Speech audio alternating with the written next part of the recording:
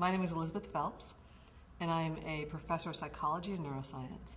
My lab focuses on understanding emotions' influence on learning and memory, and we specialize in trying to understand how this is represented in the human brain.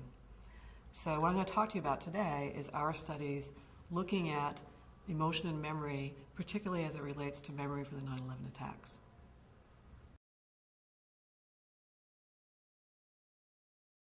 Understanding memories for emotional public events has been of interest to psychologists for a long time. The very first study of this type looked at the assassination of Abraham Lincoln, and it was published in 1899.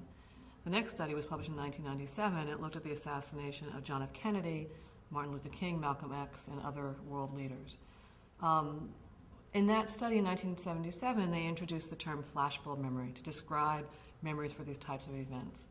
And they used this word because it characterized the qualities of the memories that they were studying. So when something like this occurs, people often report having a memory that is vivid and detailed. You have the sense of reliving when you now recollect that event. And so Brown and Kulik suggested, the authors of the 1977 study, suggested that these memories have a picture-like quality, almost like they were taken with a camera with a flashbulb. So you have that sense of things getting frozen in time with a flashbulb. So they coined the term flashbulb memories. We wanted to study flashbulb memories by looking at memories for the 9/11 attack.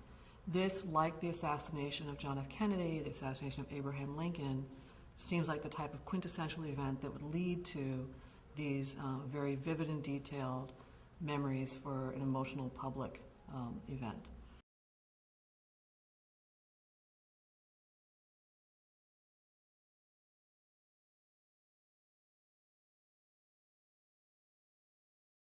So immediately after the 9/11 attack, we had the idea to study this event in terms of its consequences for memory. It seemed to us the prototypical type of event that would lead to flashbulb memories. And to do this, I talked to some of my colleagues at other universities, and some of them who contacted me with an interest to study this, because NYU, of course, has a special, unique role being so close to the World Trade Center. A unique possibility for doing research on this topic. And we set up a consortium of memory researchers from across the country within 3 days of the terrorist attack. We put together a survey that asked a number of questions about the events of 9/11. Things like, where were you, who you were with, what your emotional responses were, what were the events that actually occurred, who did you think was involved in the attack, how much attention did you pay to the media. We asked some sort of more cultural interpretations of what the significance of this event was, and that's just a small range of the types of questions that we asked. And we gave this survey to about 1,500 people across the country the week after the terrorist attack, and about 600 of them were from New York City.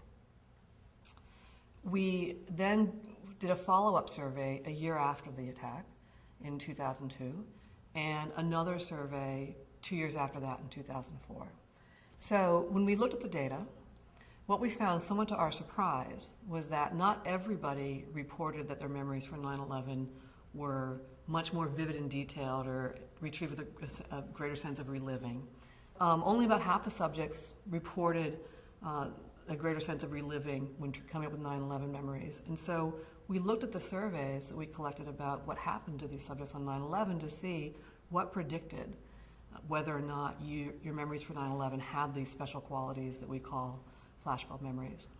And the primary thing that predicted whether or not your 9/11 memories were recollected with a greater sense of reliving, a sense of detail and vividness, was how close you were to the World Trade Center.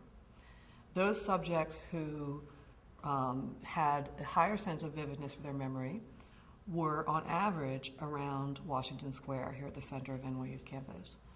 Those subjects who didn't show much of a difference in how they rated their memories for 9/11 versus the memories from the events of the summer 2001 were on average around the Empire State Building in Midtown Manhattan. We then wanted to go back and say, okay, what's different in the brain when you have this sense of vividness and detail when you're recollecting your memories for 9/11? And what we saw in that case was that The people who were downtown on 9/11 showed greater activation in this brain region called the amygdala. And the amygdala activation was correlated with how far you were from the World Trade Center. Now we know the amygdala is important in the feeling of threat. It's also important in changing memories with arousal. So we know it's important in emotion and memory more broadly. And so perhaps it wasn't surprising, given what we previously knew, that this was the region that helped predict whether or not you had this strong sense of reliving when you came up with your memories from 9/11. And this was the first study ever that showed something about what the brain is doing when you're coming up with memories for these types of events. So now we can take this and put this into the bigger picture of what we know about memories for these types of events, and know that the memory still may be somewhat special for people who are in Midtown relative to other things in their lives, but it's going to have a different quality if you were actually here and you experienced it. And we know that brain regions that are important in threat, in experiencing threat, or important in emotion and memory, are going to be more involved if you were close to 9/11 on that day.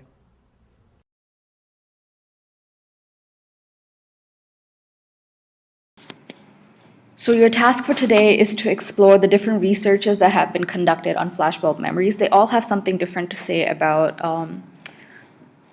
the nature of flashbulb memory, factors that influence it, biological mechanisms, and culture as well, the influence of culture.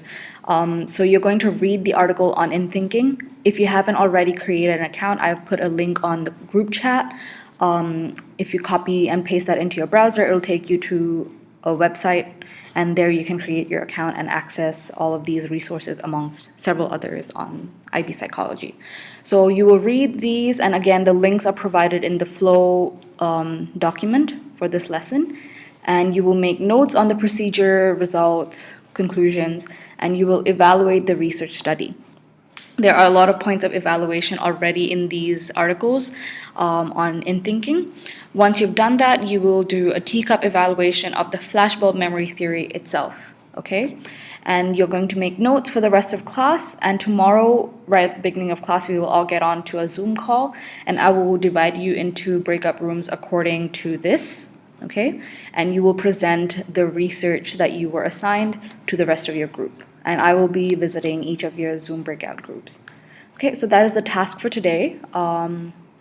Please be honest and diligent in doing this, because your classmates' understanding of each of these researches depends on you. Okay? All right.